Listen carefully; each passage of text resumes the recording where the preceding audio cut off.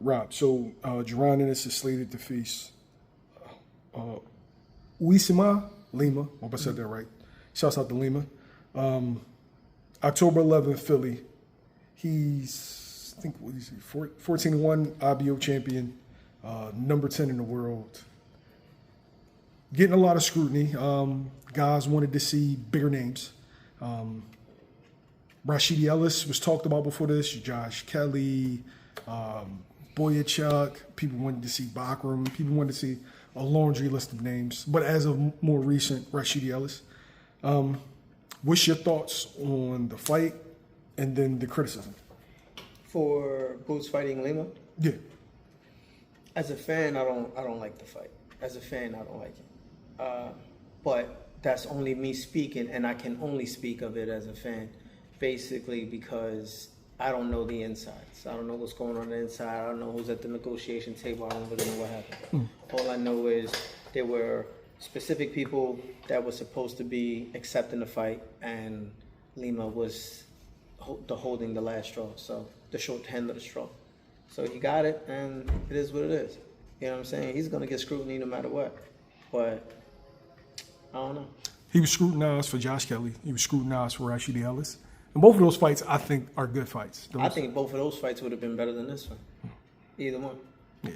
But faced just as much scrutiny, as not more. Well, I would say on the same level, because guys were doing videos and were upset, like, oh, Rashidi Ellis. I think Rashidi Ellis is a good fucking fighter. I think Rashidi would have gave Boots a good fight. I think it would have been very challenging the first 4, maybe 5 rounds. And then Boots would have just started digging into him in the later rounds and then got him out of there. Now, Rashidi's on record turning down the fight initially and then doubling back saying that he wanted to fight. Yeah. But it's because he exceeded the time limit, right? Like he was supposed to respond in a certain amount of time. Well, I guess there was a deadline, and probably Lima said yes, so then they go forward with Lima. All right, so if that's the case, I want the fans to think about it like this. Let's just say, for an example, you were a carpenter, right? And you're about to lock into a real big job, and you don't really got the staff yet. Like you need like a 10 people job, but you only got 8. And then they say, okay, well, we're going to pay you X amount of dollars to do this job for us, but we need an answer. All right, bet, let me go get a couple guys. Then another guy come in and say, listen, I already got my 10. I'm down to do it now. And that time exceeded, you can't be mad at the owner saying, all right, fuck it, then we'll just take this option. Because once it's signed, it's signed. So, that's something where that's a lesson for Rashidi to be like, yo, if we get an offer on the table and then go from there. But also, playing devil's advocate here, anything could have been happening or going on for Rashidi's end. He could have been trying to talk it over with his team, but something could have been happening with that person per se, or that group of people, and they didn't get a chance to give him that 24 hours.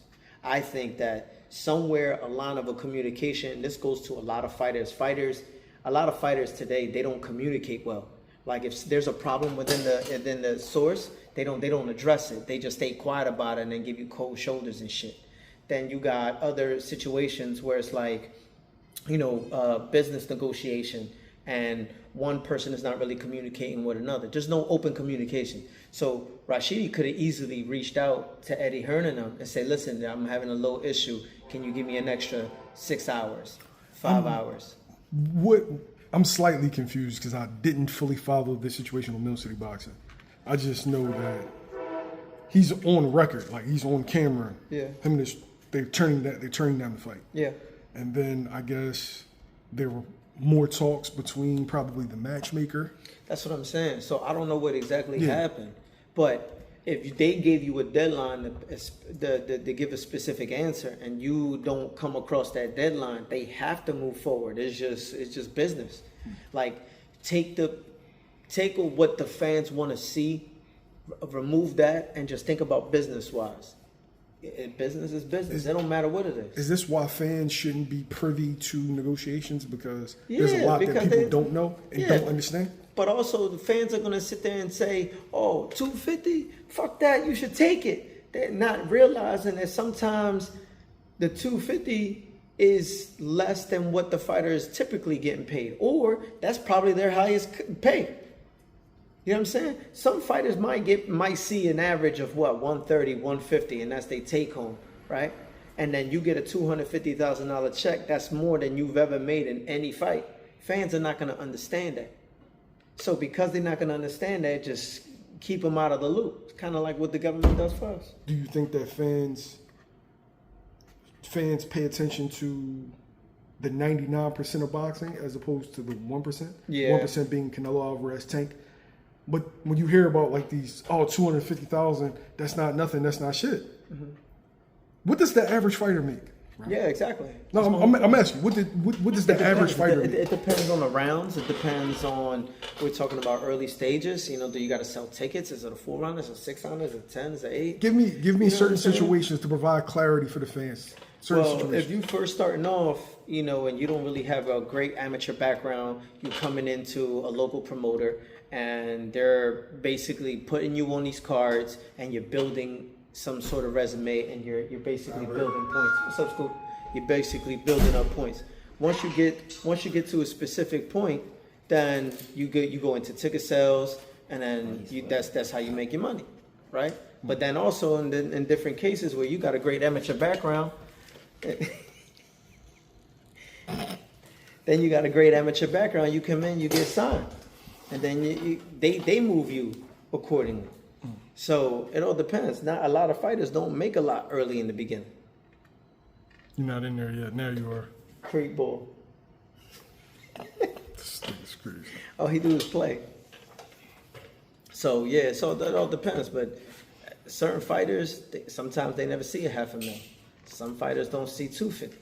Some fighters don't even see 100. Sometimes you coming in on the B side and you make a couple dollars and then that's it. But then that money, you got to understand, a lot of that percentages get cut down a lot. You know what I mean? You got to pay your corner, then your manager take a cut, then this person take a cut. So out of 100% of a purse that you get, you're only going to bring home, say 40, maybe 60%, maybe. But most of the time, you're going to bring home like 45, I say. It is what it is. Damn. What's the lowest purse you've ever seen a fighter fight for? Hundreds. Like it's in the hundreds. This was back. $100. It was hundreds. It was back then. It was from Russell Peltz. He brought in some guys from like Argentina or Mexico or something, and it was like $800 or some shit like that for a 4-rounder. Robert. Scooter.